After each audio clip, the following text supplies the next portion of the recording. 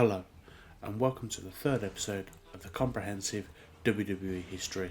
This week we will be covering from January 15th until January 21st. First up, we have WWF Metal. This was recorded in St. Louis, Missouri, in the Kiel Center. First up, we have Kai and Tai of Funaki and Taka Michinoku, and they were against Danny Holiday and Jason Lee. So this was a very one-sided match, with Taka picking up the win after hitting a Michinoku driver on Jason Lee. We then have a repeat of last week, which was Jacqueline against Ivory, and like with last week, Jacqueline attempted the crossbody off the second row and Ivory rolled her up. However, Jacqueline was able to roll through this roll up and pick up the victory. We then have a 6-man tag team match, which is the Mean Street Posse, and they are against BJ Payne, Jack Black and Jerry Miller.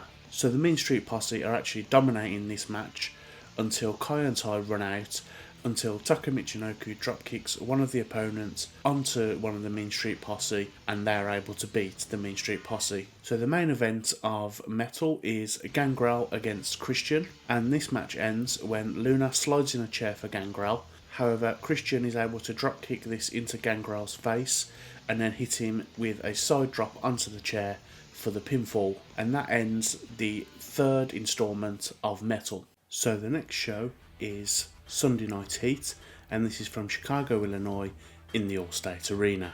So to start this show, we have Christian against Kurt Angle, and Kurt Angle is able to pick up the win after hitting the Olympic Slam following the distraction from both Edge and Steve Blackman, who were fighting on the outside.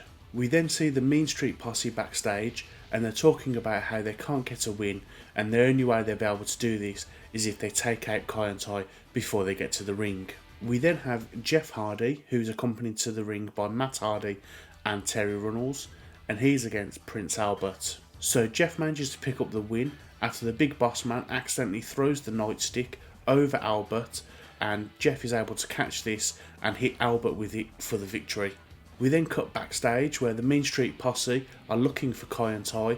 Unfortunately, they do find Rikishi in the bathroom, and after some back and forth, they try to beat him down before Rikishi is able to push them all away. So next we have D'Lo Brown against Bubba Ray Dudley, who's accompanied to the ring by Devon Dudley, and this is a very back and forth match. Eventually, D'Lo manages to pick up the victory by hitting Bubba with the Sky High. We then go backstage again, where Rikishi says that the Mean Street Posse are trying to make fun of him, but tonight they're going to get Rikishi. We then see Kai and Tai backstage at a catering table, and Tori appears. She believes that they are saying things about her in Japanese and gets offended before running off. Out to the ring comes both of the Hollies, and Hardcore Holly starts talking about the Royal Rumble, and it doesn't matter whether he faces China or Jericho at the Rumble for the Intercontinental Championship. This then brings out both China and the Cat, followed by Jericho, and they all start arguing about who will fight Hardcore Holly at the Rumble. Hardcore Holly then has the decision to make it a triple threat, with the winner becoming the undisputed Intercontinental Champion. China and Jericho then both accept this. So before the main event, we see Kai and Tai getting ready, and unfortunately they are attacked by Kane in the back. This means that the Mean Street Posse, who are already in the ring, start celebrating, thinking that they have won the match. Unfortunately, before they can be declared the winners, both Too Cool and Rikishi come out, and we have our main event. So the main event is Rikishi and Too Cool against the Mean Street Posse, and this match ends when Rikishi is able to hit Rodney with the Bonsai Drop. So that concludes the third episode of Sunday Night Heat. So next up we have Rory's War, and this is broadcast from New Haven, Connecticut, in the New Haven Coliseum. So this starts with Cactus Jack coming out to the ring, and he talks about how Triple H did something he never thought he could, and that was make Mankind mad.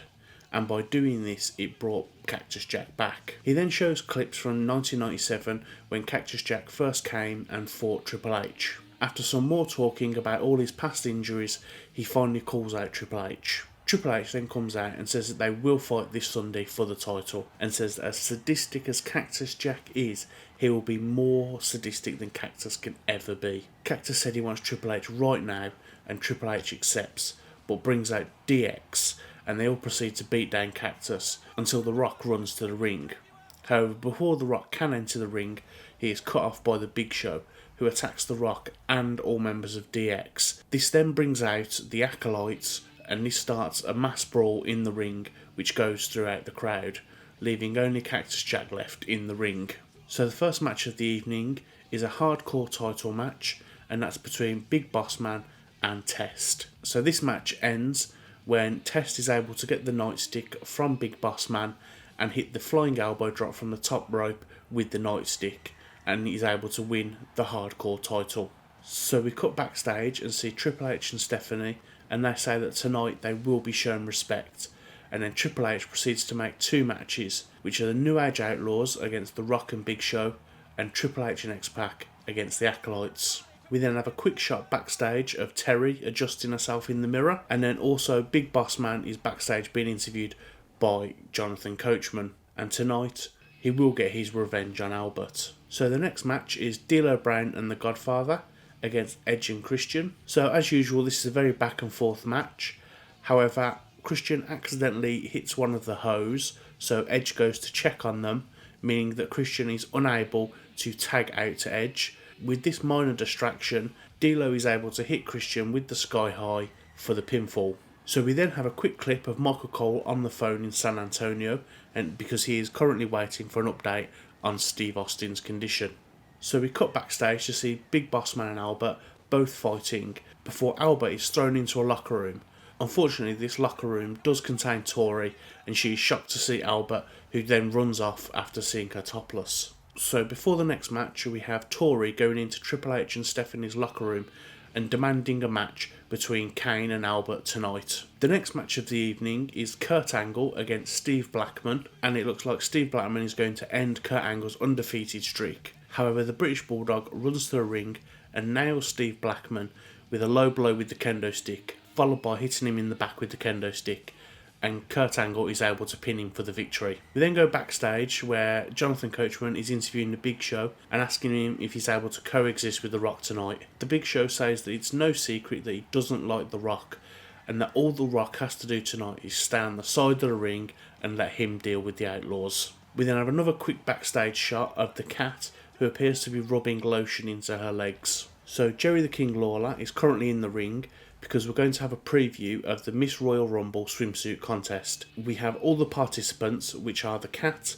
Terry, Luna, Ivory, Jacqueline and BB. Jerry then proceeds to interview all of the participants and ask how they're going to win the Rumble. Ivory says that she's refusing to participate, and after this all of the women start brawling. This then brings out Mae Young, who comes out and gets in the ring. She tries to strip in the middle of the ring before Mark Henry, Harvey Whippleman and the Fabulous Moolah are able to cover her up and take her backstage. So we then have two quick shots, which are the Acolytes walking down the corridor, and then we cut to Triple H, Stephanie and X-Pac leaving their locker room. So next we have Triple H and X-Pac, who are accompanied to the ring by Stephanie, and they're against the Acolytes. So the Acolytes are pretty dominant in this match. However, at the end, the Outlaws do run out and attack them, causing the disqualification, and then proceed to have a 4-on-2 beatdown of the Acolytes. So we then showed footage of Stone Cold Steve Austin's surgeon, and he is talking about Stone Cold's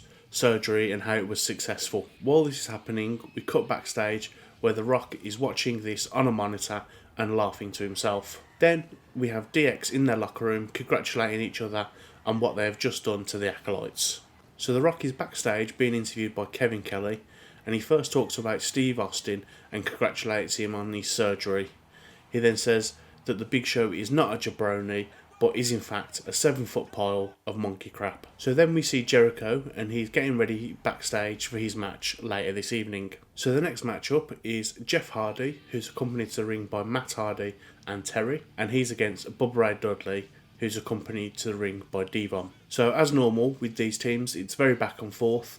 However, Jeff manages to win after he picks up the pinfall by hitting Bubba Ray with the Swanton Bomb. After the match, Dudley's not happy with this. They hit both of the Hardys with 3Ds before bringing in a table. After laying Jeff on the table, they then proceed to superbomb Matt through Jeff and the table. We then cut backstage where both of the Hollies are talking and asking why Jericho is defending the Intercontinental title tonight against Rikishi. Then we also have China and the Cat backstage, and they're both also wondering the same thing about why Jericho is defending his title tonight against Rikishi. So next we have Chris Jericho and Rikishi, and this is for the Intercontinental title. So Rikishi is able to pick up the win in this match. However, it is via disqualification after both Hardcore Holly, Crash Holly and China all come to the ring and attack Rikishi. The disqualification is only called after the referee sees Hardcore Holly hit Rikishi with a chair. Backstage we see The Big Show and Cactus Jack, and they're talking about how they both had problems with The Rock in the past and that they need to work it out. So we then have Kane against Albert, and this is a very quick match with Kane hitting the choke slam on Albert for the victory. We then cut backstage again where Cactus Jack and The Rock are talking, and Cactus tells The Rock that he needs to work together with The Big Show if they want to win tonight. So the main event of the evening is the New Age Outlaws against The Rock and The Big Show. So throughout this match, The Rock and The Big Show keep fighting each other instead of their opponents. This match ends when The Rock decides to get a chair and hit The Big Show with it, meaning that Billy Gunn is able to get the pinfall. After the match has finished, The Rock hits The Big Show with the People's Elbow to finish the show. So that is the third episode of WWF Raw is War. So the final show of week 3 is WWF SmackDown. This is from Providence, Rhode Island, in the Providence Civic Centre. So SmackDown opens with D-Generation X backstage congratulating each other on what they did on Raw. Triple H says that because of this, the Outlaws have the night off and that X-Pac has to face Test. X-Pac is not happy with this, however the winner of their match will get the number 30 spot in the Royal Rumble. He also says that due to a family emergency, Cactus Jack will not be here this evening.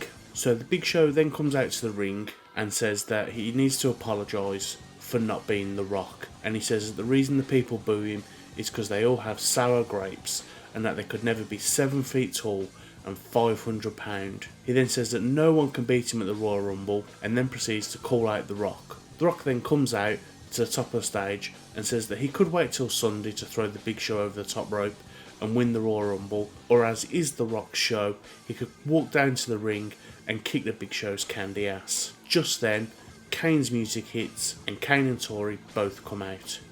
She says that there are 28 other superstars in the match and that the one to win it all will be Kane. They both start walking to the ring before Triple H's music hits and he comes out with Stephanie. He says that all three of them are stepping into the ring Sunday to get a shot at him at WrestleMania.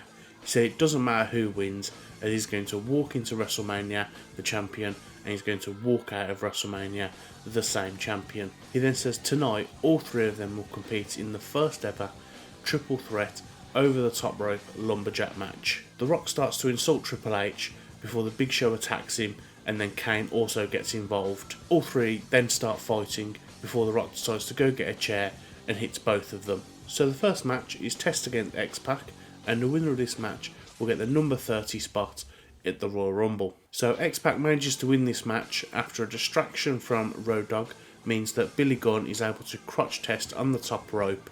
This means that X-Pac can hit the X Factor for the pinfall. After this, we cut backstage where DX are all congratulating each other over their win. We then see Al Snow and Steve Blackman, and they're walking backstage and they're talking about their match next. So the next match is Kurt Angle and the British Bulldog, and they're against Steve Blackman and Al Snow. So this match ends when Steve Blackman comes off the top rope and kicks the British Bulldog in the face and is able to pin him for the victory. We then have a quick shot of the Hardy Boys and Terry walking backstage. So the next match is Matt Hardy, who's accompanied to the ring by Jeff Hardy and Terry, and he's against Devon Dudley, who's accompanied to the ring by Bubba Ray Dudley. So this match ends when Bubba Ray pulls out Matt Hardy following a twist of fate and throws him into the steel steps, causing the disqualification. Following the disqualification, the Dudley Boys proceed to continue their attack on the Hardy Boys, including taking Matt up to the top of the ramp, where Bubba Ray sets up 2 tables ready for the powerbomb. However, Jeff Hardy comes out of nowhere and nails both the Dudley Boys with steel chairs. After nailing Bubba Ray with the steel chair, he does fall off the top of the stage through both tables. Jeff Hardy then proceeds to get a 3rd table and lay Devon across it. This does mean that Matt Hardy then jumps off the top of the stage with a leg drop through Devon Dudley and the table. So we then have a backstage segment where the New Age Outlaws are outside the friendly tap bar, and when they go inside, they're welcomed by the locals. We then cut backstage where we see both of the Hollys arguing, and Crash says that he doesn't have any competition for tonight. After him and Hardcore Holly start fighting, Crash is pushed out of the locker room. Unfortunately, he's pushed into Viscera, and then Crash proceeds to challenge Viscera for a match later this evening.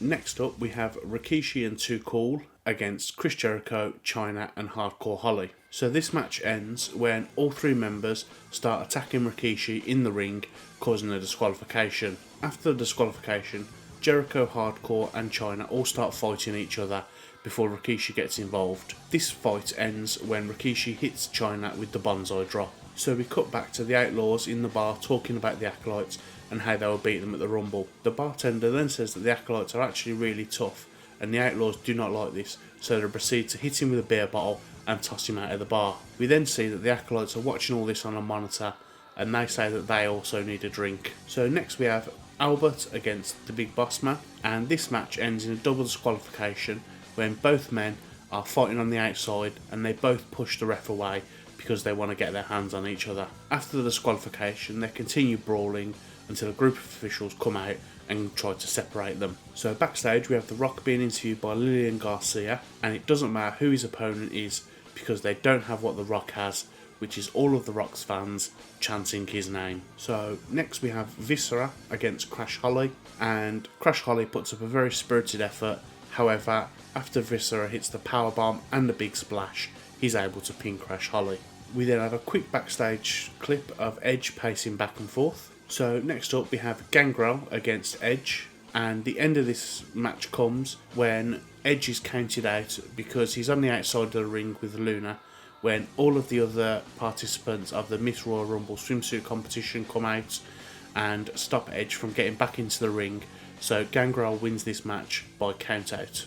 So we then have a quick clip of the Acolytes entering the friendly tap as all the Patreons leave. Back to the arena, we have all of the Lumberjacks coming to the ring before we cut back to the Acolytes in the friendly tap, and they realise they have to serve themselves. While they are drinking, they see the Outlaws playing pool and they go over to them. Before long, they all start fighting, including some of the Patreons that have become the Outlaws' friends. During this fight, the Outlaws are able to escape while the Acolytes are distracted fighting the other patrons. So the main event of the evening is the triple threat over the top rope lumberjack match, which is Kane against the Big Show against The Rock. So this is a very even contest with all three participants getting in their spots.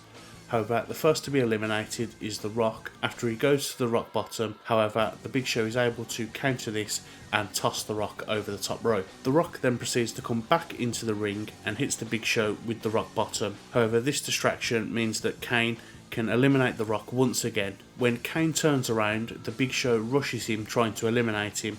However, Kane is able to toss the Big Show out of the ring and wins the match. Following this, all of the Lumberjacks hit the ring and it starts a mass brawl inside the ring. So backstage we have Triple H, Stephanie and X-Pac, and they're all talking and saying goodbye to each other before X-Pac leaves. So to end the show, Triple H and Stephanie both come out to the ring and Triple H talks about last year's Rumble and about how two best friends fought each other nearly to death, and shows clips of The Rock against Mankind in an I Quit match. He then talks about how last year Mankind's family was in the front row and how they cried because their father was a loser, and he tells him not to bring his family this year as he will beat him worse than he has ever been beaten before. This then draws out Cactus Jack, who then comes out to the top of the stage. He says that his children have suffered enough and they won't be at the Royal Rumble, and he's not afraid of what Triple H will do to him, but what he will do to Triple H, and he doesn't want his kids to see how violent their dad can really be. He also says that at the Royal Rumble,